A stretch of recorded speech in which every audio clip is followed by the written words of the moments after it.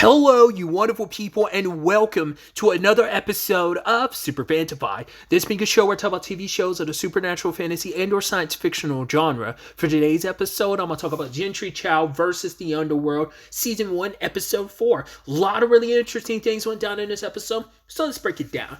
I was not sure where we were going with that opening because we're going back 30 years, and I was like, okay, like if this has something to do with Gentry's family, sure, but I'm like, 30 years ago, and it's about this kid who was super into the Alamo, and it's like his biggest issue was like no one respected the Alamo, and I guess it just becomes that thing of when you're all about this one specific thing. We're all guilty of it. We can all like be like mega fans of something, and then we go on and on and on about it, and people get tired. It's like, shut up about the Alamo, homie. I have plenty of things that come up during these recordings. People will be, well, plenty of things people will tell me to shut up about. Just shut up. We don't care what you think about the show or episode.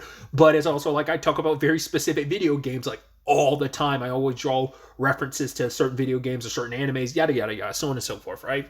So it's probably a little bit of that, but I think it's also like Billy built his entire personality around it, and I guess maybe it's just like, all right, he may not have had a lot of friends, so he gravitated and held on to this thing, and these people, these soldiers from the Alamo, he pictured them a certain way, and he latched onto them, and especially when the spirits visited him all those years ago, he's like, right, we'll make them remember. So like I said, at the time I was like, how is this all going to play out? But we find out it's because Gentry's school is going on a trip, there. So I was like, okay, interesting. But anyway, staying on Jentry, we have her talking to her friend Toki, and we find out like, oh, her friends in Seoul knew about it. It's not like she was completely away from her powers and stuff. Like, it's not like, oh, they stayed dormant for 8 years. There were flare-ups, but luckily she had her friends there that kind of, especially here, it's like she had the trauma of, the entire town. Like, she knew it was bad, but she didn't know how bad it was until she came back. But there in Seoul, it's like, right, I just got to, once again, I already get to reinvent myself, and her friends thought they were cool. Like, we don't know, like, what those flare-ups look like. They were probably very minimal in scale, but we have no idea like what that flare-up was really like. So you have Jentry, who is not wanting people to view her the way that they view her currently. And I thought it was interesting where Toki was like, right, your powers don't define you. And if people are not going to be able to see past that, like, I know who you are. And if people can't see you for who you are, that your powers don't define you, then so be it. Like, then you just make some new friends. And it's like, that's kind of hard to do in a town where like most people avoid you. But even she says it later on, the only two people who kind of looked past all that and was able to just kind of see Jentry for herself were Michael and Kit. They're literally the only ones at the school, because everyone else whispers about her. And obviously you got, I kept calling it a principal, he's a vice principal, but Vice Principal Wheeler keeps his eye on her. It's like, once again, that's not the most welcoming environment, but once again, it's not meant to be the most welcoming environment considering what you did to the town, yada yada yada. It's a whole, it's a very reciprocal thing of just like, very like endless looping of Snakey getting his own tail or a Boris type of thing. But either way, she goes on this trip, and Ed comes along with her. He's like, right, because Ed's trying to build up his following online because he's trying to scare people, and and he wanted to come along. He's like, right, I've learned from the best, because literally everyone else is scared of you, Gentry. But he's also like, right, I figure you're going to need a buddy. And it's like, right, having that is the irony behind it. You have a demon on your side, the one person that's got your back and doesn't see you as a monster, and jokes about you being scary, but sees you for who you are, is a demon. That's the irony behind it, because Michael is kind of avoiding her because he doesn't know how to really handle it, because he lied to Stella and I think to others, being like, Gentry wasn't even there. She wasn't the one that caused the fire, but Stella didn't believe that. Stella's biggest concern was like, and I don't know, I think that's kind of interesting, and maybe there's layers to it where she was like, any more smoke inhalation and Michael's career could have been over. It wasn't, the fact is that like, oh, he could have died. That was her first concern. So I was like, does she have his best interest in heart? I'm not, but it's also probably like she probably wants Michael to have opportunities that he can go out. Like if he goes like get a football scholarship, he can probably go anywhere and stuff like that. Like it's his future. So it makes sense. It seemed like you could look at it, depending on how you want to look at that, like how that might reflect on Stella, where you're like, oh, that's your first concern. But it could just be like, no, because it's his entire future, and it's his opportunity to maybe like go further and just do whatever he wants to with his life. It is his future. So it's like, I now I'm saying it out loud, I kind of can see that perspective. So I don't know. I'm curious to see, where things kind of go from there. And also turns out Kit's avoiding her because she burned his hand, and it's just like they're all both awkward around her, not really knowing how to interact with her post all of this. It's like it's sad. But like I said, at the very least, she had Ed with her. So, but yeah, once they show up at the Alamo place, there's a whole conversation with Billy, and I love it. It's just that modern thing of like, yeah, the Alamo isn't kind of what you make it out to be. It's like, yeah, it wasn't all altruistic reasons the Alamo situation happened the way it did. There were other complicated circumstances. I mean, that's the thing. There are no there are clear-cut evil points throughout history, but there's also like super shades of gray. And also, what is history if not told by the perspective of the victor? Like, you'll never always get a fully accurate representation of history. But I always think about, like, I remember being in 4th grade or whatever, definitely elementary school, maybe in 4th grade, but hearing about Christopher Columbus, and, you know, you get older, you find out, ooh, here's some interesting stuff about Christopher Columbus. It's like, well, at the time when I was in 4th grade, which was like 2001, like, was that just not publicly known, or is it like, well, we don't want to tell kids the truth about Christopher Columbus? It becomes that thing. I'm sure historians probably knew. You know, it's just one of those things where it's like, yeah, the more time passes, the more you realize, like, oh yeah, things weren't super kosher. And I love, you know, Billy coming from that perspective of like, oh yeah, I get it. It's kind of like the new hip thing to kind of make it seem like everyone's quote unquote problematic. I was like, yeah, because it's supposed to be like the Gen Z, because all these characters are Gen Zers. Like, I mean, hell, Jentry was born 2008, so like they're all supposed to be Gen Zers, and it's like, yeah, they're very like, that's kind of a very outspoken. They're very outspoken with their issues with a lot of older stuff, whether it be like history, movies, TV shows, yada yada yada, things that they don't vibe with. They're like, well, we want to call that out for being. So I just thought that was interesting, and Billy giving the pushback. Wasn't expecting the story to turn the way it did, where it's like, cool, have soldiers from the Alamo start possessing these teenagers, and it kind of turns into a little bit of like a zombie story, because everyone gets possessed, including Stella. The only people that managed to escape was Jentry, Michael, and Kit. Which obviously, with the context of this story, it's perfect, because these are the two people, once again, that Jentry latches onto, and the two people she can be confident with. Like, right, they know what's going on with her. They know, they've seen her use her powers and stuff. They know what's going on with her. Everyone else, no one's seen her actually using her powers except for these two. So I also love that somehow Vice Principal Wheeler, I think that kind of speaks volumes about you, how like you were on the bus the entire time and you did nothing. You completely did not see this whole thing going down. I was like, I think that kind of was a failure on your part, but whatever. I also love the subplot of, once again, Edge trying to be scary, but Wheeler records him, and now he blows up on TikTok for being super cute. He's all trying to make all this scary content to counteract it, but it doesn't work.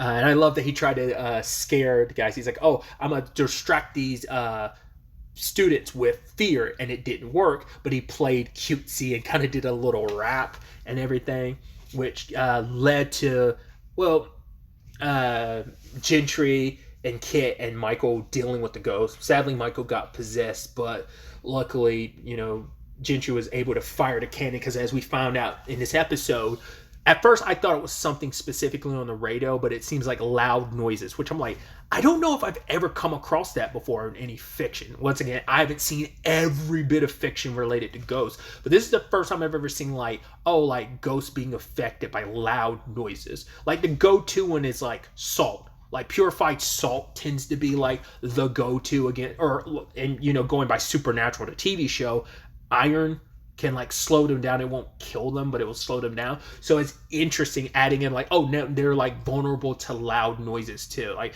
maybe it's, if you want to get like super sciencey, maybe it's something about the frequency of certain noises like affect that, you know, because maybe ghosts exist on a certain spectrum that maybe certain volumes of sound hit a certain frequency that just doesn't gel with them.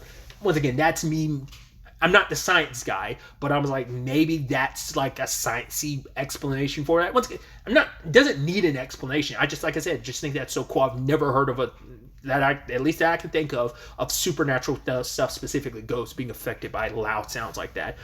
Ergo, like a venom, you know, well, symbiotes in general do not deal well with like sound. I don't know if there probably is in the comics, or maybe some of the movies have ever covered why that is, like the reasoning behind that. Just know, like, right, you can defeat them with like fire and sound. Either way, I'm going on a massive tangent, but And then like everyone got depossessed. And once again, Wheeler comes out because he's like, yo, you fired that cannon, it was you, but no one else is like puts it on Jentry because it's like no one actually saw it. To be fair, everyone else was possessed at the time, because I was about to say, like, I thought people were backing up Jentry because they're like, yo, she saved us, but it's like, to be fair, they were all possessed and they probably don't remember anything beyond that. So, and to be fair, even Michael was possessed at the time when the cannon got fired. Kit's the one that's like, nah, buy it, but that doesn't mean that she had anything to do with that. So, and like I said, I thought it was going to be a moment of people backing her up, but it's like they just don't remember. So probably would have helped them being like, oh, and sadly she's the only one that can see the ghost. So it's like, oh, you guys don't know what happened to you just now. So Michael and Kit will know, but no one else. So, but it all works out, especially because I love that, like, Jentry was trying to say, like, I get it. You want to kind of ignore the bad parts. He's like, right, the Alamo, like, you want to focus on the good and stuff like that, and it's hard to not want to acknowledge the bad part. But it's like, yeah, that's just life in general. You have to acknowledge all things, and that's kind of what Gentry's been doing. She's just trying to focus on all the good stuff about her and try to push away all the other aspects, like her powers and everything. But that is the point. She has to eventually, work her way through that trauma and pain and progress. And I think this episode was a good step in the right direction. There's a lot more complications to that, but we'll get to that in a second or a little bit later. But it is that interesting thing of, once again, all he wants to do is like, right, this might not be an accurate representation of the actual Alamo, but it's a better story, yada, yada, yada, because it also fits the narrative of what he wants to do, because he latched onto it. These guys are his heroes. Once again, he kind of defined so much of himself around the Alamo, and so bad-mouthing the Alamo is like bad-mouthing him because he's made themselves so intrinsically connected. So, but I love that Jentry had distracted him because she's like, right, do any of you actually remember what actually happened? Some of the ghosts are actually, she's right. I mean, it was a long time ago. Actually, I'm kind of a little foggy on the details myself. But in the end, like, I thought Jentry was going to have to fight the ghost. Some mysterious ghost shows up and he like sends them on their way because he's like, yo, they broke the rules, which I'm like, I wonder, like, ghosts not supposed to, I mean, that is in some stories like the big no-no. Like, you're not supposed to do body possession. So I'm wondering what those rules are. And even Jentry was like, yo, where are you from, Diu? And he was like, oh, thanks for putting this on my radar. So I'm like, once again, this might be like, not, because Diu is like the underworld. This must be like, maybe like the heaven equivalency. Like what is it in Japanese? Is it Yami and Tengoku? I know Tengoku means heaven. I think Yami means kind of like hell, doesn't it? Isn't Yami hell? I always forget. I think it is, but like there might be an equivalency of like Tengoku, like there's some like heavenly afterlife thing that he might be a part of that we might dive into more. But so yeah, the end result of all of this is Jentry getting closer to Kit, as well as, the little subplot of, oh yeah, Ed has gotten super popular to the point that he's like, oh yeah, like I've got like 500,000 followers, and eventually, like, oh, they think I'm so cute. And he's like, I can't wait to show them fear. So he's going to turn the tables on all of his audience. So that's going to be interesting. And it's going to be interesting to also see where that thread goes. That little plot line feels like that could easily end up being something significant. Maybe, maybe not. But yeah, Kit and Jentry made up, and they're in a good spot. He gave her his number. He's like, yeah, I know what it's like to be different. And it's like, right, I was just kind of weird after you burned me and I didn't know how to handle it. But yeah, like, we can talk. It's okay. And you see Michael looking, and he feels a little conflicted because I guess for him it's like, once again, every time it came up about her and Kit, he'd kind of feel a certain way. It's like, well, I mean, you already have a girlfriend, dude. But I think it's also like, right, he wants to be there for Jentry, but it's like, right, when I should have been there for, it might not even be like that. It might just be a thing of when she needed someone by her side and I pushed her away. I mean, because he tried to say like, yo, Jentry, I know it wasn't your fault, but like he ended up getting possessed, and it ended up being Kit who had those moments with her. So we'll see if that feels like it could complicate things. Like I said, you already have a girlfriend, but maybe he doesn't look at Jentry like that. Maybe it's just like, you're a good friend to me. I mean, maybe he himself hasn't figured it all out, like how he feels about everything. I mean, well, it's all kind of a moot point as we find out later on. Kit isn't who we thought he was, and I kept going back and forth of like, well, Kit's got the wings, maybe he's a good guy, but it's like, well, maybe not. You know, that could easily be like, maybe that's a real thing, or maybe that's like a metaphor for like, oh, he seems to be an angel. But if you look at the intro, I think that is Mr. Chang behind him. So we saw a little bit of his form because he's literally wearing a skin suit, which is like interesting. So either someone sent by Mr. Chang or he is Mr. Chang himself, which I think I'd thrown that out there earlier in the season without even paying attention to it in the intro until this time, being like, oh, it's literally Mr. Chang's shadow behind him. So he probably is Mr. Chang in disguise. Because we haven't seen Mr. Chang's like full body under some of the stuff he's wearing. Like he's kind of got similar hands to Mr. Chang, but we haven't seen it. Like we saw a little bit of his legs, and I mean, like whatever Kit really is what I'm saying. So I don't know. It also makes sense with what Mr. Chang is talking about, like how he would get close to Jentry. Also, like I brought it up last episode. We don't know who put that thing in Gentry's bag. To be fair, who bumped into her last episode? Kit. He was already kind of number one suspect, but now it's like in the context of this, it's definitely got to be Mr. Chang, especially him being like, oh, until she. I mean, that could be someone who works for Mr. Chang, sent to keep an eye on her. But it could also just be like, no, that's him himself. I feel like if anyone's going to do it, it was going to be him himself. Doing that, you know, have the powers that he can, like slipping away from that field trip to deal with Gugu this episode, Flora, then, you know, I don't think that's out of the realm of possibility. But like I said, that could just be a servant of his. We'll have to wait to see. Which, speaking of all of that, you could tell that we know that last episode, Flora was setting something up with the person she called and making a deal with and wanting Jentry to know her full potential. And we see that she still has the pearl. So I was like, what are you trying to do with that? And then she tries to throw it in the portal, but then Chang shows up and grabs it. And they duke it out. And he talks about like, oh, you're not even going to tell Jentry the truth about her parents. Because all this stuff, even though like some of it could have been fabricated, I think a lot of what Jentry saw last episode was true. And that's why Flora's hiding it from her. But it's like, yeah, I'm hiding it for her sake. But it's like, she won't distrust me. It's like, yes, but once she finds out the truth, finds out about what you're hiding, especially this episode when Jentry had that line of, it's sometimes hard, sure, and there's not always going to be good to it. There's sometimes it's bad, but she believes the truth is kind of a good thing. She wants to try and embrace living her truth, but it's like, yeah, here's Flora lying to her and saying like it's for her benefit. I even love Mr. Chang being like, yeah, so when it comes to, you know, Jentry or her powers, we are both already know which one you'll choose. So maybe that's once again why Jentry has those powers in the first place. It's because Flora put her great niece in that position to be the one that be this hero. Like she kind of thrust, I guess is the word I'm looking for. Thrusted that destiny on her. Who knows? But especially later on, because she has like a picture of the family, she's like, this has got to be perfect. And I was like, is she going to make a new Pearl and have the memories rewritten to try and get Jentry more on her side or something like that?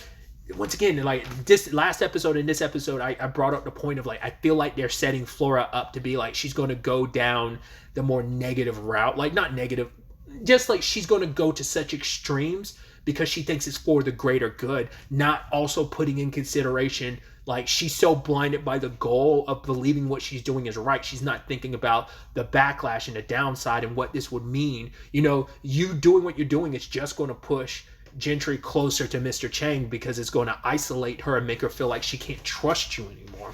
And that's kind of what he's counting on. He's like, oh, I'll reveal the truth to her. And it's like, it'd be so much better hearing it from you. But I guess at this point, after our last episode and you lied and gaslit her, like you'd suffer some blowback. But the longer you wait to tell her the truth, the worse it's going to be. So once again, is it just something about her parents themselves?